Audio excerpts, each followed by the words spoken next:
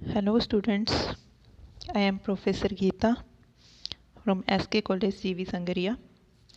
So BSc third year, आपका जो आज का टॉपिक है वो है प्रोजेक्ट फॉर्मुलेशन. ठीक है, प्रोजेक्ट फॉर्मुलेशन का मीनिंग होता है परियोजना सूत्रीकरण. ठीक है, अब देखिए परियोजना सूत्रीकरण क्या होता है, आइए देखते हैं.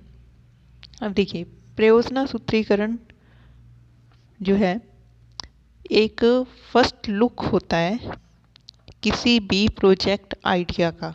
ठीक है, जैसे कि हमने प्लानिंग की थी. ठीक है, पहले इससे पहले वाला जो आपका था प्रोजेक्ट प्लानिंग, तो जो हमने प्लानिंग की है उसमें हमारा जो आइडिया है, ठीक है, उसकी हम एक फर्स्ट लुक इसके अंदर हम देख सकते हैं परियोजना सूत्रीकरण के अंतर्गत. और इसमें जो इसके जो अलग अलग कंपोनेंट्स हैं, हमारे जो भी आइडिया है, जो हमारा प्रोजेक्ट है उसके कितने कंपोनेंट्स हैं, उन सबको भी हम अच्छे से जांच सकते हैं. और हम अपने जो आइडिया है, जो प्रोजेक्ट है, उसके बारे में हमारे स्पेशलिस्ट, किसी भी स्पेशलिस्ट से भी कंसल्ट कर सकते हैं. अगर आपको कोई डाउट है या आप उनकी राय लेना चाहें तो आप ले सकते हैं. ठीक है, इसके अलावा आप उसमें देख सकते हैं कि आपकी जो है इन्वेस्टमेंट की पोजीशन कैसी है. ठीक है, कितना आप उसके अंदर इन्वेस्ट करने वाले हैं, या फिर आपके पास अभी मतलब पहले से आप कितना उसके अंदर इन्वेस्ट कर चुके हैं या करने वाले हैं. ठीक है, फिर देखिए जो प्रोजेक्ट फॉर्मुलेशन है आपका परियोजना सूत्रीकरण, उसमें कई स्टेजेस होती हैं, स्टेप बाय स्टेप. ठीक है, आप इसमें परियोजना प्रोजेक्ट फॉर्मुलेशन करेंगे तो इसमें देखिए आपकी कितनी स्टेजेस होती हैं, 7 स्टेजेस होती हैं. ठीक है, जिसमें से पहली आपकी है फैसिबिलिटी एनालिसिस. ठीक है, तो देखिए हम आपकी पहली देखते हैं. फैसिबिलिटी एनालिसिस क्या होता है, ये जो है प्रोजेक्ट फॉर्मुलेशन की पहली स्टेज होती है, जिसमें कि हम डिटेल में ये देखते हैं कि हम जो है क्या इन्वेस्टमेंट, कितना इन्वेस्टमेंट इसके अंदर कर रहे हैं, और या फिर हमारे पास कितने लोग हैं जो इसके अंदर इन्वेस्ट करना चाहते हैं, या फिर कौन है जो नहीं करना चाहते हैं, क्यों नहीं करना चाहते हैं. ठीक है, हमारे जो है इंटरनल सोर्सेज क्या क्या हैं, एक्सटर्नल सोर्सेज क्या क्या हैं. ठीक है, वो भी अपने इसके अंदर देखते हैं. ठीक है, हमारे जो इसके अंदर हमारे रिस्क जो होने वाले हैं, ठीक है, वो भी इसके अंदर हम चेक करते हैं कि कौन कौन से रिस्क जोखिम हमारे सामने आने वाले प्रॉब्लम्स आ सकती हैं. ठीक है, इसके अकॉर्डिंग हम, अब ये हम किस लिए देखेंगे, इसलिए देखेंगे कि जिससे हमें पता चल सके कि ये जो हमारा आइडिया है, जो हमारा प्रोजेक्ट है, वो हमारे लिए अच्छा है या नहीं, इससे हमें कोई बेनिफिट होगा या नहीं होगा. ठीक है, फैसिबल है या नहीं. ठीक है, यानी कि संभव, हम इसे संभव कर सकते हैं या नहीं कर सकते हैं.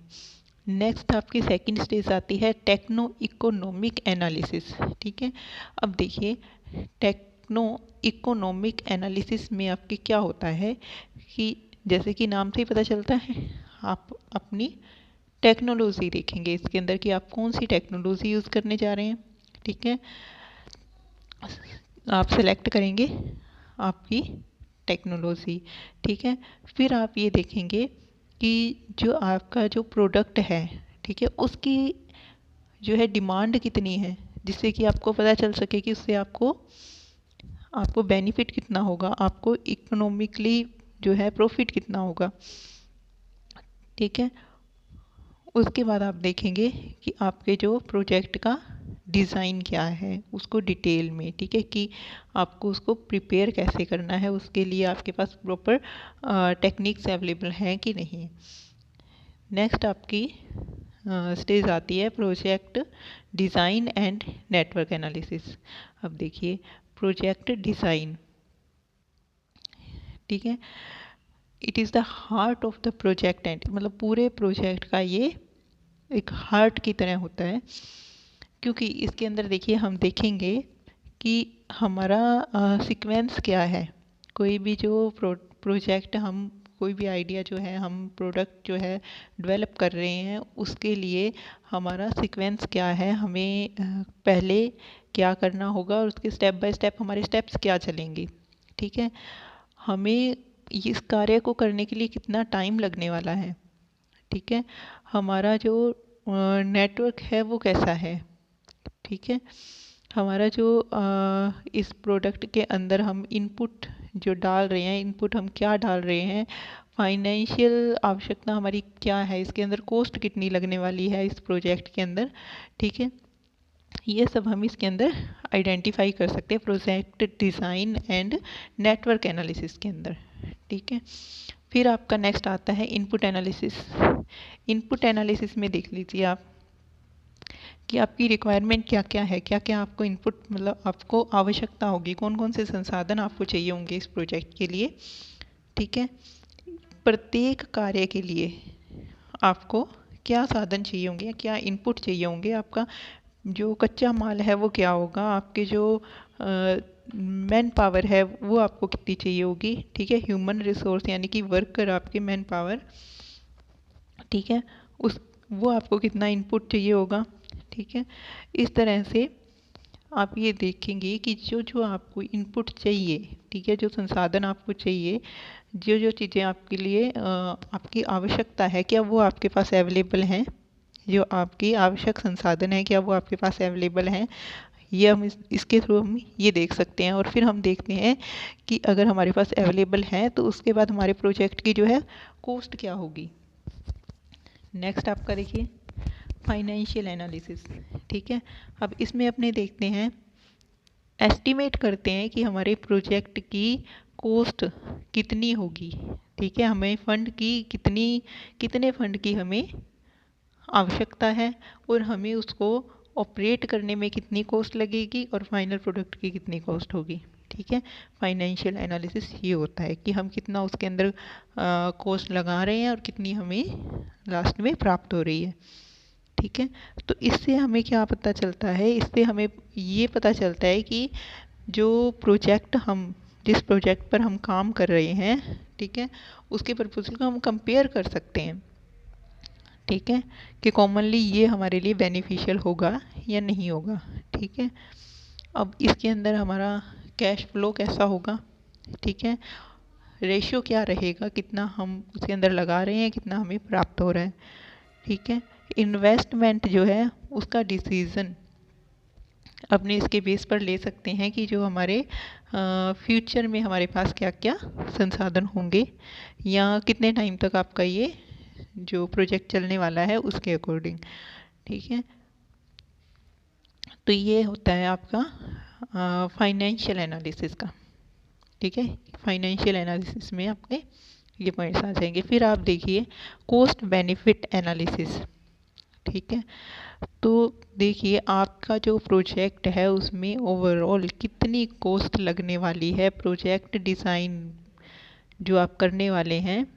ठीक है, उसके बेस पर आप मूल्यांकन करेंगे कि इसमें आपकी कितनी कॉस्ट लगने वाली है और टोटल आपकी जो कॉस्ट लगने वाली है उसके बाद में आपको क्या बेनिफिट इसमें रहने वाला है, ये आपका आता है कॉस्ट बेनिफिट एनालिसिस में।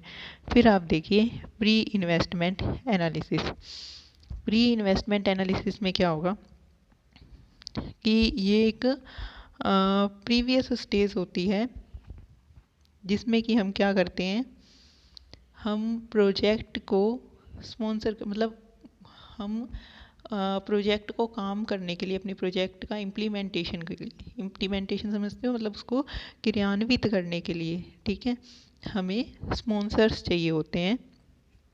ठीक है, जैसे कोई एजेंसीज हो सकती है जो हमारे प्रपोजल को रिजेक्ट भी कर सकती है, एक्सेप्ट भी कर सकती है। ठीक है, जिनसे कि हमें जो कि हमारे प्रोजेक्ट में इन्वेस्ट करेंगे। ठीक है, तो ये है आपका प्री इन्वेस्टमेंट एनालिसिस। ठीक है, फिर देखिए ये होते हैं आपके परियोजना सूत्रीकरण की स्टेजेस।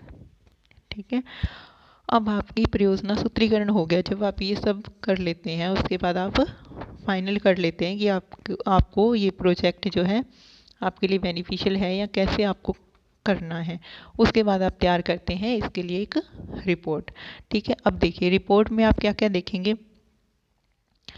इसमें हम जो भी हमने एनालिसिस किया है इस प्रोजेक्ट के लिए, ठीक है, उसी की एक तरह से ये कॉपी होती है। इसमें हम क्या करते हैं, जो रिपोर्ट है वो हम किसी भी एक्सपर्ट की हेल्प से भी तैयार कर सकते हैं।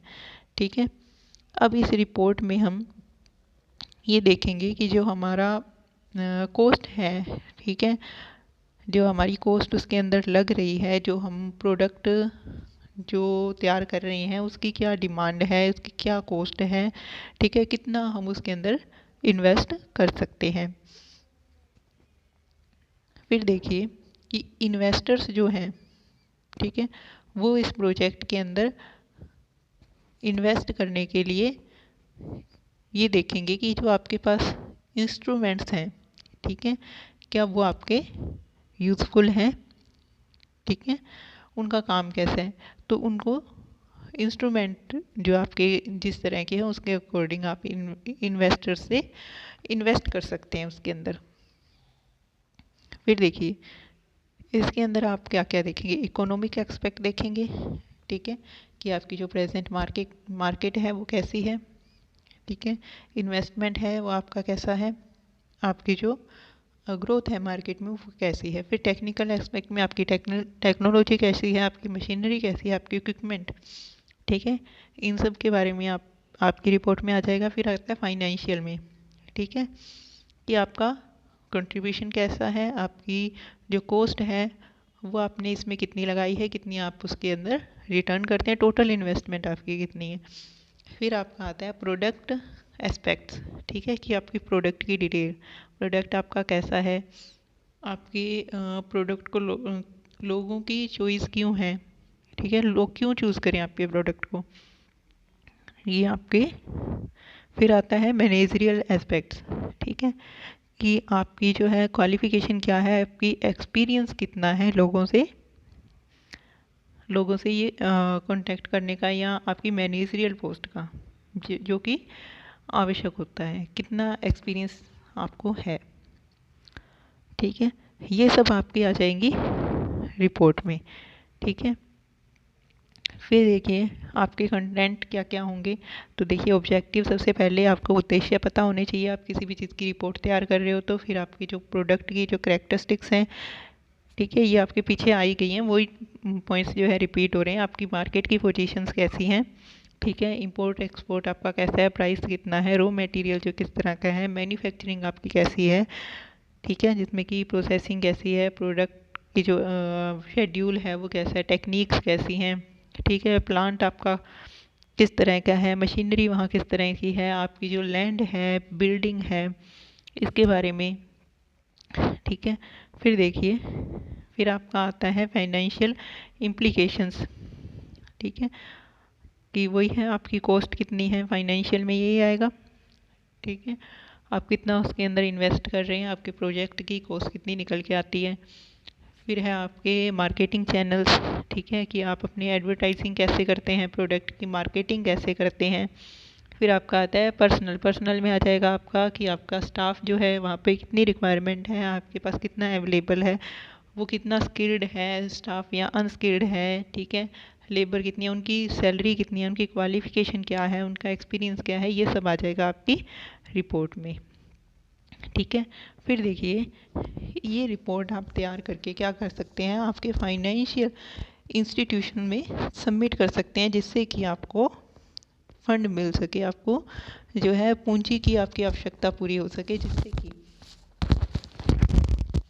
इसमें ये रिपोर्ट आप SISI यानी कि स्मॉल इंडस्ट्री सर्विस इंस्टीट्यूट या स्मॉल इंडस्ट्री डेवलपमेंट ऑर्गेनाइजेशन, ठीक है, इसकी हेल्प से आप तैयार कर सकते हैं, जिससे कि ये क्या होगा कि आप अपने फाइनेंशियल इंस्टीट्यूट में जब इसको सबमिट करेंगे तो वो आपको ऋण दे सकते हैं, ये देख कर कि आप भविष्य में इसको रीपे कर सकते हैं, आपके पास मतलब वापस चुकाने के, पैसा चुकाने के आपके पास संसाधन अवेलेबल है, ये देखते हुए आपको वो ऋण दे देंगे।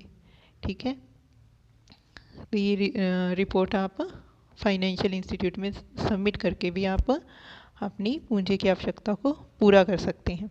ठीक है, तो ये था आपका प्रोजेक्ट फॉर्मुलेशन एंड रिपोर्टिंग। ठीक है, तो ये आपका टॉपिक होता है कंप्लीट। ठीक है, थैंक यू।